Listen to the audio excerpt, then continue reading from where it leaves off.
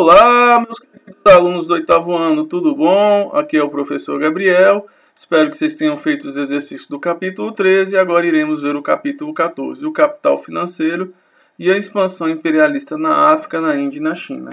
Dentro dessa perspectiva, precisamos trabalhar dois conceitos centrais. O neocolonialismo, que é um período da história que compreende do século XIX até a segunda metade do século XX, marcado pelo domínio dos grandes territórios e populações por parte dos países europeus. Em especial, a Inglaterra e a França, que vão dominar grandes faixas territoriais. O imperialismo, que é um termo cunhado para descrever esse processo de expansão, de controle econômico e geopolítico desses países europeus industrializados sobre os territórios da Ásia e da África. O imperialismo também é descrito por Lenin, um pensador marxista, chamado de fase superior do capitalismo ou capitalismo financeiro e industrial. Aqui é um exemplo para a gente diferenciar o antigo colonialismo do neocolonialismo. O antigo colonialismo vai do século XVI ao XVIII, a área atingida é a América, o agente colonizador é o Estado absolutista e a política econômica é o mercantilismo. Vocês se recordam?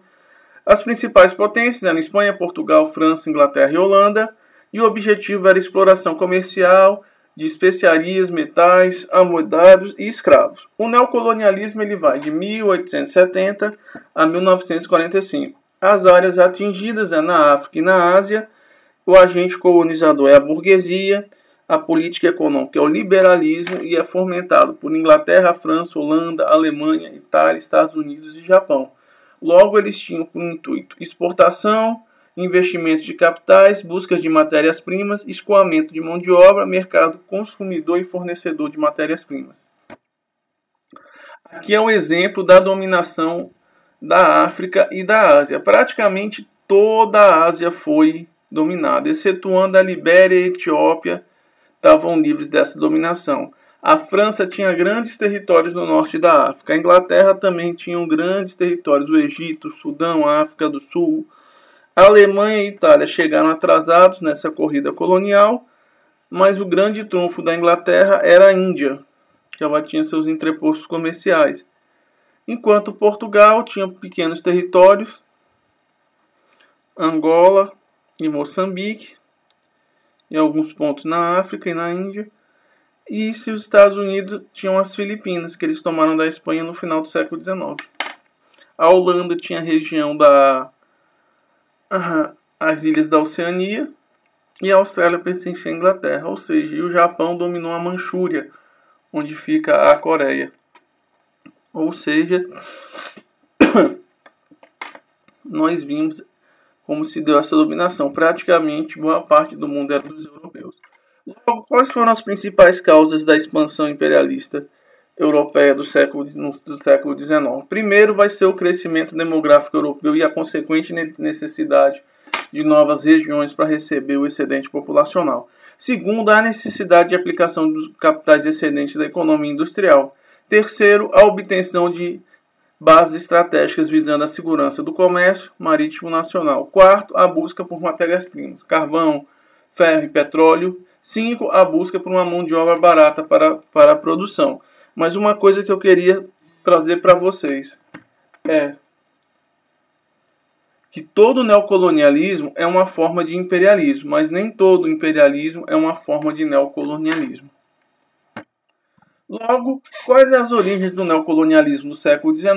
É muito duas conferências. A Conferência de Berlim, onde os países europeus vão dividir o continente africano, vai se dar o processo de formação do mundo contemporâneo.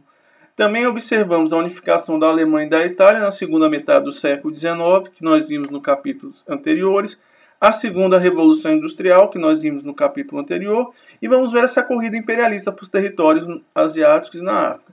Eles vão buscar mercados para escoar a produção, matéria-prima e dominar território. E vamos ver a formação desses grandes impérios coloniais. Nós vamos ver, principalmente a Alemanha, ela vai começar a ter problemas com os outros países. Como ela vai chegar atrasada, ela vai querer tirar algum proveito. Então vai começar a pressionar a Inglaterra e França para ceder territórios. Vamos observar também o surgimento de movimentos nacionalistas na França, Irlanda, Hungria, Áustria, Sérvia, Alemanha e Itália. Que nós vimos a principal característica do século XIX, como diria Hobsbawm, é o conceito de nação e de nacionalismo. Vamos ver uma corrida armamentista, que os países começaram a se armar em prol de uma guerra iminente, e vamos ver a queda de um grande império, o Império Turco-Otomano, que vai se desfacelar no final do século XIX e no início do século XX. Porém, a Europa vai passar por um período de paz, chamado de paz armada, período de paz relativa entre 1871 a 1914, no continente europeu, marcado por vultuosos investimentos em armamento. Logo, a Conferência de Berlim, eu trouxe para vocês, dê uma olhadinha, 1884-85, vai ser formulada pelo chanceler Otto von Bismarck, pai da unificação alemã, e vai dividir a Ásia entre os países europeus. Logo, vai se criar fronteiras artificiais em detrimento das fronteiras culturais, 90% do território africano ocupado, proibição de empreendimentos industriais para os nativos, introdução do capitalismo e do cristianismo e a busca de mercado consumidor de matéria-prima. Vão se instalar linhas telegráficas para melhorar a comunicação e construir estradas de rodagem em ferro. Vão explorar o interior do continente e vai gerar uma dominação política e cultural. O que vai acontecer na África é um dos grandes motivos para os conflitos que tem até hoje lá. Vão colocar tribos diferentes no mesmo território. Como assim, professor? É como se você pegasse flamenguista e vascaíno e colocasse na mesma arquibancada. O que vai acontecer? Justamente, briga e morte. E até hoje ocorre isso. Uma tribo invade a outra, mata os homens, estupra as crianças, estupra as mulheres. A outra vai lá, invade, mata, estupra as mulheres. E assim até hoje eles vão. Outra conferência que vai ser a Conferência de Bruxelas, ou Conferência Anti-Escravista de 1890. Vai ser uma organização progressiva dos serviços administrativos, judiciais, religiosos e militares nos territórios sob a soberania das nações civilizadas. Logo, vai se dotar a África de uma estrutura administrativa. Vão instalar fortes no interior do continente, na margem dos rios. Vão se construir estradas de ferro e de rodagem. Vai se proteger a livre navegação pelos rios. E vai restringir o potencial de armamento por parte dos africanos com receio de uma guerra armada. Também eles vão lutar contra a escravidão e vão proibir o tráfico negreiro no Oceano Atlântico, que já era proibido pela Inglaterra desde a Lei Bill-Arbidin de 1845. Logo, vai se construir um discurso ideológico para justificar a dominação dos povos africanos e asiáticos e vai falar que o fardo do homem branco seria levar a civilização para o lugar mais distante do planeta. Eu trouxe aqui um trecho no discurso do Lord Curzon que ele cita como essa é a questão do imperialismo. Ele fala: o império só pode ser satisfatoriamente efetivado ou mantido com proveito se tiver uma base moral.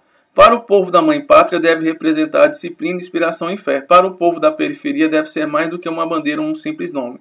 Deve lidar porque não obter de outra maneira e nem gozar em qualquer outro lugar. Não somente justiça e ordem ou prosperidade material, mas o sentimento de associar-se a uma grande ideia, a influência sagrada de um objetivo elevado, ou seja, o Império Inglês.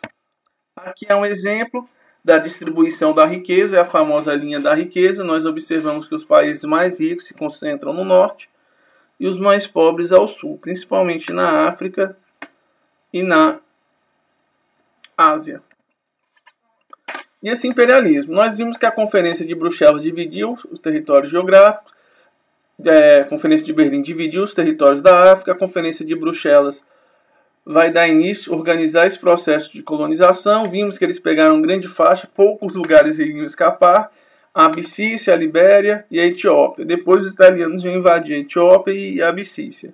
Estavam livres dessa dominação. Vamos observar guerras coloniais e também guerras locais na África. A Guerra dos Boeres é um exemplo disso. Vai ser o conflito entre os colonos holandeses, que já estavam lá, e a coroa inglesa pelo controle das minas de ouro na África do Sul, onde os ingleses vão vencer, mas vai ser uma vitória mutilada.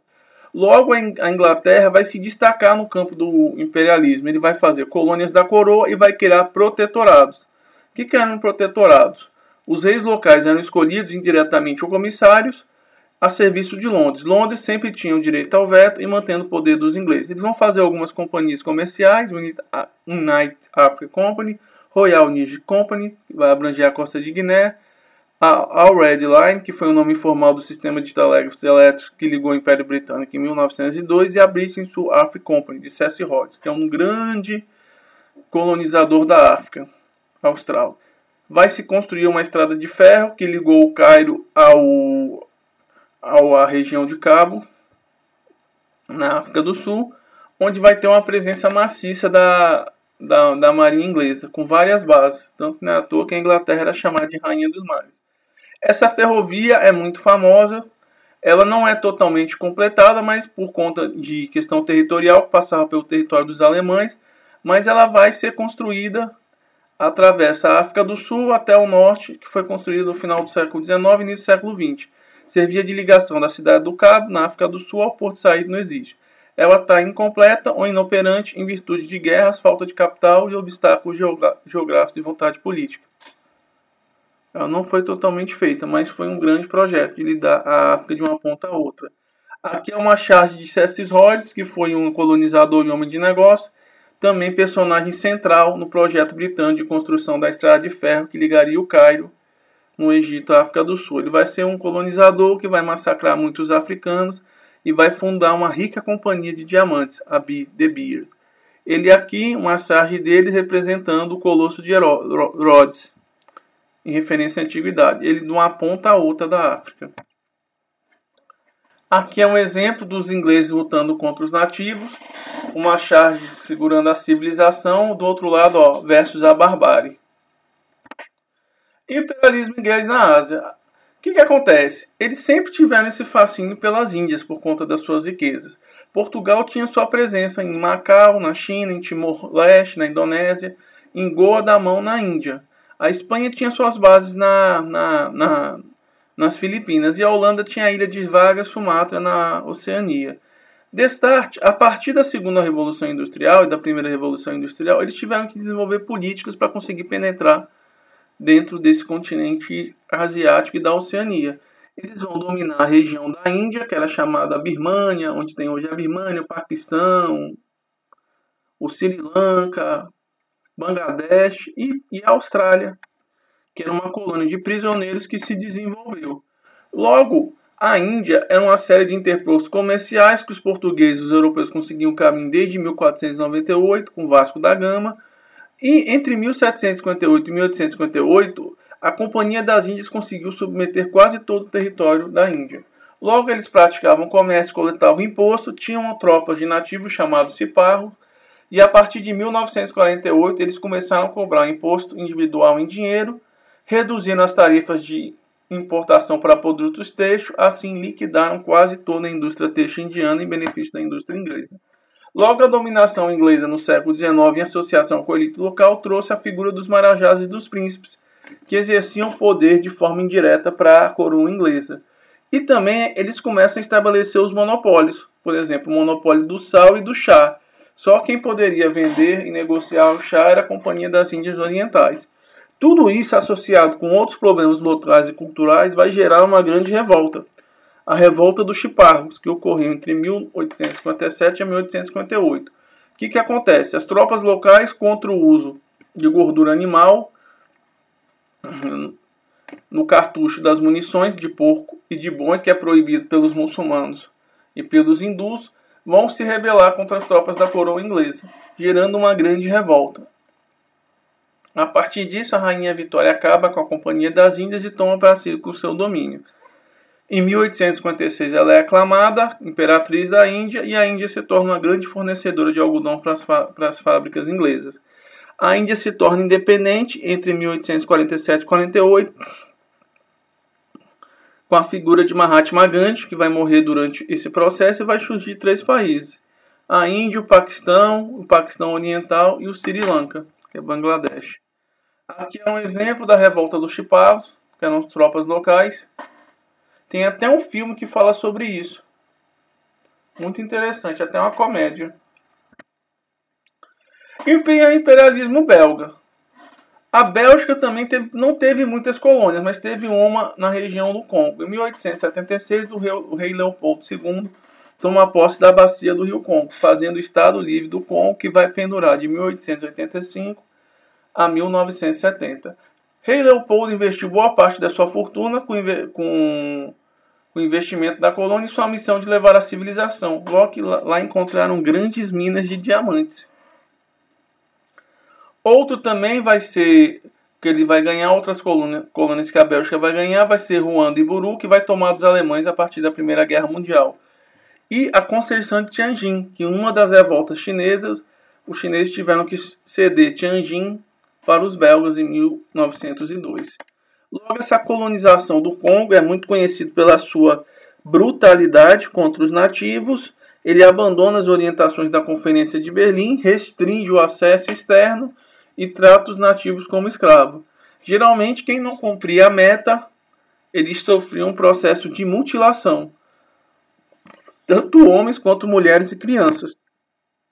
Aqui é um exemplo onde se localiza o Congo, na África, o Congo belga, e aqui é um missionário branco com um homem congonês mutilado pelo governo. Ele não cumpriu a meta, logo ele teve a mão cortada. Olha que interessante. Aqui é outro exemplo, funcionários coloniais belgas em Leopoldville, que era a capital do Congo, na época, em 1938.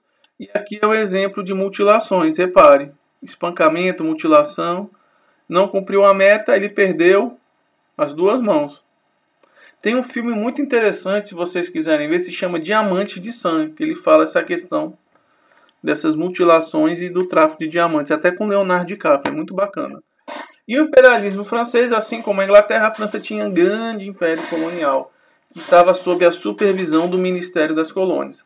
Lá, principalmente no norte da África, vai ser um grande celeiro agrícola para a França, e principalmente fluxo de colonos para essa região. O que vai acontecer? A França consegue recuperar aos poucos seu prestígio internacional, conquista a Argélia em 1830 até 1857, faz essa conquista, depois funda a colônia do Congo entre 1879 e 85, depois repassa para a Bélgica, conquista Madagascar em 1895, que é uma ilha, está bem do lado, conquista o Chad em 1900 e 1901, conquista Dahomey, que é Benin, entre 1893, conquista Toquim, que é o Vietnã, e conquista a Tunísia em 1881. Logo, tem outras ilhas também, a África Ocidental Francesa, a África Equatorial e as Ilhas Francesas. Repare como a França tinha uma grande quantidade de território, junto com a Inglaterra. Logo, a partir do início do século XX, a Alemanha começa a questionar tanto a França e a Inglaterra pela sua quantidade de território colonial. Logo, em 1905, vai ter um incidente em Tanger, no Marrocos. Vai ter um conflito diplomático do Kaiser Guilherme II da Alemanha, bem na região do Marrocos francês. O que ele faz? Ele desembarca lá e defende a independência do Marrocos sob o domínio francês. Para resolver isso, vai ter a Conferência de Auxílio, um acordo diplomático que vai permitir a França ocupar o Marrocos. Em troca, a Alemanha vai receber uma parte do Congo francês. E encerrando essa querela diplomática. Jules Ferre foi um advogado, jornalista e diplomático e várias vezes primeiro-ministro francês e um dos pais dessa promoção, dessa expansão desse império colonial. Ele vai ser ministro de 80 a 81 e 83 a 85. Ele vai fazer uma grande expansão econômica, investimentos locais e vai drenar essa população dando terras para ele. Agora iremos ver o imperialismo italiano.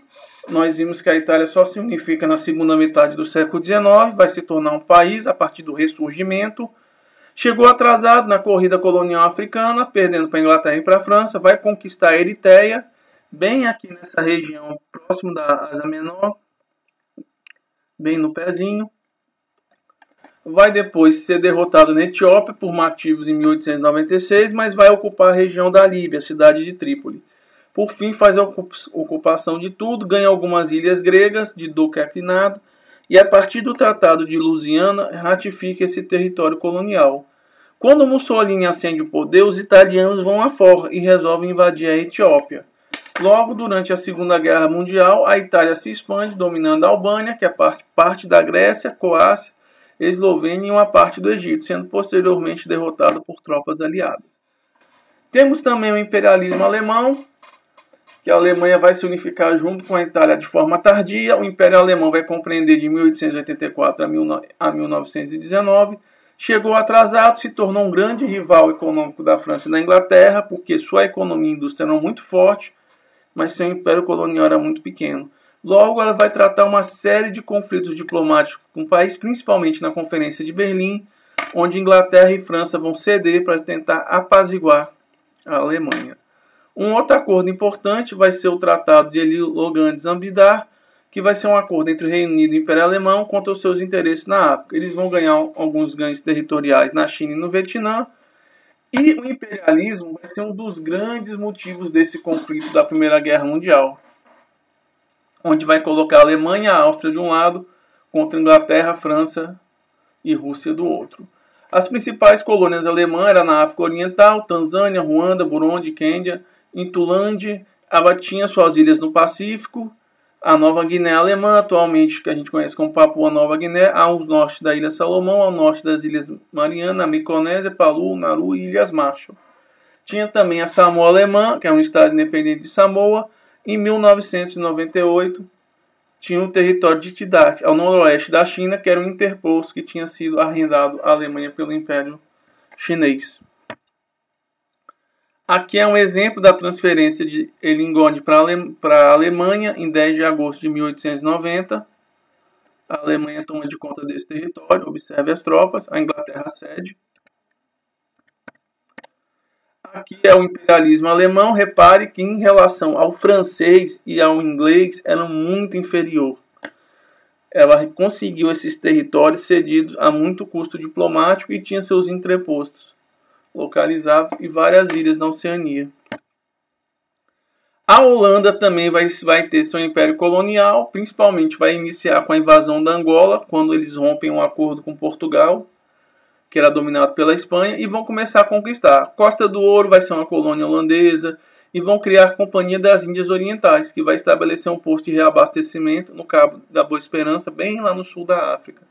Os holandeses também vão se estabelecer na região dos Boeres, na África do Sul, onde vão ser expulsos pelos ingleses na Guerra dos Boeres, que não foi só uma, foram várias. A Inglaterra vence e toma de conta da África do Sul. Aqui o domínio do Império Holandês, eles tiveram o domínio de Nova York, que era chamado de Nova Amsterdã, os Boeres bem lá no sul, uma colônia portuguesa invadida, o nordeste do Brasil, na segunda metade do século XVII, e a Guiana holandesa, e também algumas ilhas, alguns pontos comerciais na Índia, mas o forte do Império Holandês era a Oceania, principalmente a região da Indonésia, onde a gente compreende da Indonésia. Aqui é um exemplo dos holandeses na Guerra dos Boeres, que tiveram que lutar contra a maior potência militar e marítima do mundo, a Inglaterra. Então não tinha nem como vencer, pessoal. Tem até um livro que fala muito bem disso, que cita, até esqueci o nome, mas depois eu vou lembrar, que ele fala justamente sobre o imperialismo inglês. E ele cita que uma das derrotas desse imperialismo vai ser a Guerra dos Boeres, que vai gerar um grande gasto financeiro para a Inglaterra. Imperialismo espanhol, pessoal. Nós vimos que a Espanha começa a formar o seu império colonial desde o século XV com a descoberta da América por Colombo. Ela vai ter grandes faixas de terra, principalmente no continente americano. Praticamente toda a América Latina foram deles, foi da Espanha. Na África, nas Filipinas, na Oceania, e houve um grande afluxo de riqueza. Porém, a partir do final do século XIX, ela começa a perder esses territórios. Perde os países latino-americanos. Depois tem um conflito com os Estados Unidos, que é a Guerra Hispano-Americana, onde ele perde as ilhas de Cuba, Santo Domingo, e também perde as Filipinas. Logo no século XX, o Império Espanhol reduziu-se praticamente a locais no continente africano, como o Protetorado do Marrocos, que vai de 1912 a 1956, o Saara Ocidental, que vai de 1814 a 1976, a Guiné Equatorial, ou Espanhol, que foi de 1900 a 1968, o Celta e algumas ilhas do Mar Mediterrâneo. Basicamente, esse Império Espanhol, que era gigante, ele se reduz a quase nada. Observem. Aqui tem as várias faixas. De vermelho que eles tinham e que foram perdendo. De amarelo também o que foram perdendo. De verde o que perderam durante o século XX. E de marrom o que eles ainda possuem. mal eles possuem as Ilhas Canárias, aqui está dizendo, e algumas ilhas no mar Mediterrâneo. Ou seja, o Império Espanhol, que também foi um dos maiores do mundo, também foi reduzido, repare, só sobrando a Espanha. Ele tem mais as ilhas mediterrâneas. E o imperialismo português, esse aí a gente já abordou. Portugal, nós vimos que iniciou sua navegação no início do século V, fazendo aquela navegação de cabotagem, com o intuito de buscar uma rota para as Índias Orientais. Destarte, nós percebemos que não foi algo fácil, que demorou quase 73 anos para Vasco da Gama chegar. Logo eles vão descobrir o Brasil também e vão começar a se perder o seu império colonial no século XIX. No caso, a maior perca portuguesa vai ser a perca do Brasil. Eles também perderam algumas colônias na África para os holandeses durante a guerra, no século XVII, mas recuperaram depois de acordo. E Portugal, nessa época, vai ser algo muito prejudicial para Portugal, porque ela dependia dessas colônias para drenar a sua produção industrial. Ela não tinha como competir com a Inglaterra, com a França, entre outros. A decadência do Império Português vai ser a perca das suas duas últimas grandes colônias na África, Moçambique e Angola. Marca também o fim do Estado Novo Português e o retorno à democracia, que quando vão depor o primeiro-ministro, vão depor Marcelo Caetano, e no lugar vão se restaurar a República Portuguesa. Por fim, a gente considera como marco final do Império Português a devolução do entreposto comercial de Macau, em 1999, literalmente assassinando o Império Português no mundo. E é o fim. Aqui é um exemplo desse imperialismo português. Observem, pessoal, o grande território que ele tinha no Brasil, suas duas grandes colônias na África, Luanda e Angola, e seus vários entrepostos comerciais. Timor-Leste também eles cederam, perderam na década de 70. Então é algo realmente que a gente observa. Dentro dessa perspectiva, pessoal, observem mais reduzido. Então o que a gente observa? O Japão também vai ser um país que vai demorar a se unificar. Ele se unifica na segunda metade do século XIX. Destarte, ao se unificar, ele anteriormente era governado por vários senhores da guerra, que chamavam de daimyos, e esses senhores da guerra, eles dominavam, era uma espécie de shoguns, samurais. Eles dominavam e o imperador tinha pouco poder. Dentro dessa perspectiva, pouco a pouco a sociedade japonesa, as principais características dela era uma sociedade agrária e tradicional, muito baseado na honra. Tem um filme muito bacana que fala sobre isso, é O Último Samurai, não sei se vocês já viram, que é com Tom Cruise, é muito bacana. Então eles eram senhores de terra e tinham problemas com a autoridade central. Eles vão chamar a Guerra de Oni, eles vão lutar contra os senhores central. Os primeiros a tentar fazer contato vão ser os portugueses no século XVI, onde os jesuítas vão tentar evangelizar. Em 1582 tinha 150 mil cristãos japoneses e 200 igrejas. Porém, em 1603, os jesuítas serão expulsos e os portugueses foram expulsos. E o país se fechou por influência externa por quase 200 anos. Apenas os holandeses tinham permissão para negociar em 1639, a partir do Chacoês, editos que estabeleceram a proibição de estrangeiros, apenas os holandeses podiam entrar. E em 1641, Tojo Irinado vai banir todos os estrangeiros, com exceção de chineses e holandeses no Japão. A partir do início do século XIX, vai ter uma abertura de um escritório de tradução que vai formar intérpretes e leitores de obras estrangeiras. Em 1804, o enviado russo Nikolai Rejanov chega a Nagasaki e tenta sem sucesso estabelecer relações comerciais com o Japão. Logo, o Japão só vai se abrir a partir da pressão dos Estados Unidos, como o Comodoro Pace para sua esquadra lá e fala para o Japão: ou você abre seu comércio por bem ou você vai abrir por mal. Então o Japão se abre para o mundo a partir de 1854. Logo, ele percebe que se ele não adotasse reformas, ele ia acabar sendo igual à China, dominado pelas potências estrangeiras. O que ele faz? Ele começa a fazer um processo de industrialização e começa a enviar jovens para estudar em universidades do exterior, especialmente europeias. Ele é obrigado a assinar tratados com essas potências europeias e os Estados Unidos de forma desigual, e a partir com a ascensão da restauração Meiji, o Japão vai passar por um processo de centralização política na figura do imperador e vai ser reprimido os senhores da guerra, que a gente viu, os shoguns ou daimyos. Logo, as principais medidas serão o fim do shogunato, o ensino público para todos e o recrutamento militar. Em vez de ter vários exércitos, vai ter um exército só, o exército japonês. A tal ponto que em 20 anos a posteriori, o Japão já vai conseguir enfrentar até países como a China e mais 30 anos depois, até países como ocidentais como a Rússia. Quais foram as principais reformas dessa Revolução Meiji? Inicialmente, o poder dos grandes senhores de terra foi substituído por um sistema de prefeitura controlado por uma burocracia central. Foi criada uma nobreza, um gabinete governamental e um parlamento bicameral que deram nova base à organização política. Houve uma modernização econômica, reforma tributária, boas fontes de renda ao governo, um sistema nacional de educação pública, 90% das crianças em idade escolar atingido, e ele começa a fazer alguns alvos. Ele faz uma guerra contra a China entre 1894 e consegue a independência da Coreia e toma a ilha de Taiwan de Formosa.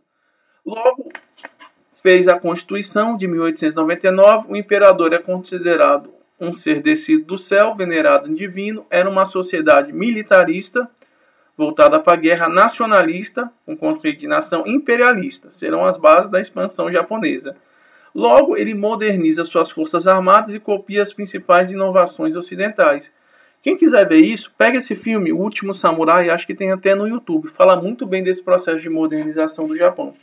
Eles vão invadir Taiwan, que é a ilha de Formosa, pertencente à China, mas o grande trunfo do Japão vai ser derrotar os russos na guerra russo-japonesa,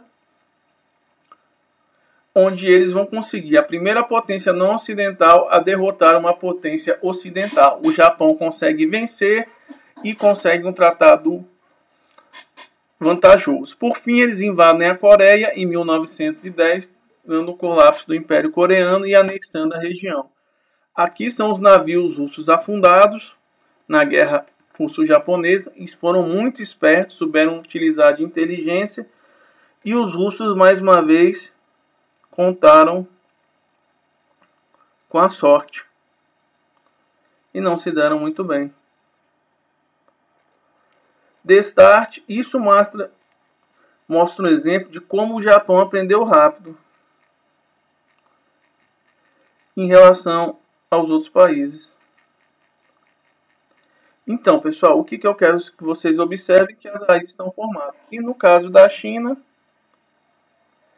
a China é um império continental e milenar, conhecido desde a época dos romanos, que tinham contato, porém era o país mais populoso do mundo, mas que tinha uma série de problemas. Era fortemente desorganizado, tinha muitas guerras civis internas, e a partir do século XVIII, início do século XIX, começou a ser assediado por potências estrangeiras.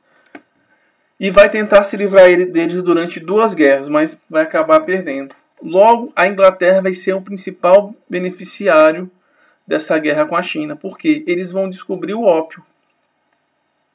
O ópio é feito a partir da flor da papoula, que eles plantavam na Índia e revendiam para os chineses. Isso vai gerar graves problemas sociais para a Índia. Vai criar um exército de viciados, porque o ópio é como se fosse o crack que é atualmente.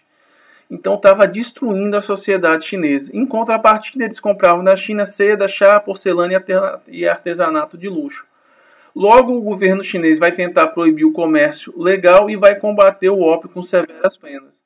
Tudo isso vai gerar algumas guerras, chamadas guerras do ópio, onde a China vai proibir o consumo do ópio e vai tentar expulsar as potências estrangeiras, onde vai se fazer uma coalizão das potências europeias derrotando o Império Chinês. Eles vão ser obrigados a assinar alguns acordos.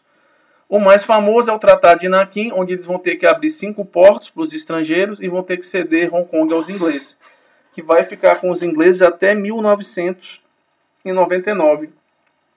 A devolução de Hong Kong marca o fim do imperialismo inglês também. O Tratado de Tianjin, de 1858, que permite a livre importação do ópio, a abertura de 10 portos ao comércio europeu e a atuação de missionários cristãos no país e mais concessões. Em 1844, franceses e norte-americanos obtiveram concessões e privilégios para seus cidadãos. Em 1860, a Rússia teve reconhecida sua soberania sobre territórios siberianos, que havia muito disputado pela China. A China também é obrigada a pagar uma pesada indenização e ceder essa ilha, foi até 1997, por 2 anos. E uma das últimas tentativas vai ser a revolta do POX, que eram lutadores de artes marciais que lutavam contra a dominação estrangeira incentivada pela imperatriz. Eles terminam se rendendo e a China é obrigada a assinar mais uma vez a paz de Pequim, tendo que ceder e pagar pesadas indenizações aos europeus. Por fim, o Império Chinês cai com a proclamação da República em 1912 por Yuan Shikai, marcando o fim desse exemplo da divisão imperialista da China, a Rainha Vitória, o czar, o Japão, a França e a Alemanha. Todo mundo dividindo o seu lar com a China. Aqui a revolta dos Boxers, onde esses lutadores foram derrotados.